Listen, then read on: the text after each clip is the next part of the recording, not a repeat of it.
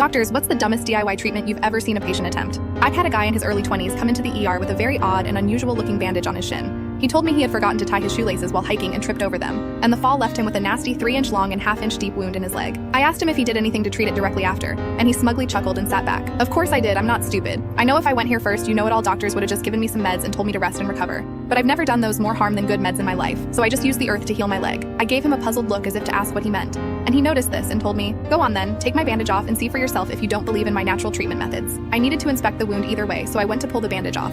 And as I started peeling it away, my face contorted into a shape I didn't even think was possible due to the limitations of the facial muscular structure. The skin on his shin was completely black. There were dark chunks falling out of the wound, and a few worms even dropped to the floor. I looked back up at him and asked him to tell me in detail how he treated his wound. And he, pretty proudly, started explaining that he created a makeshift bandage by collecting the forest leaves, moss, and grass, mixing it all with river mud, sticking it together by spitting on it a few times, and stuffing it all into his leg. I didn't even know how to respond.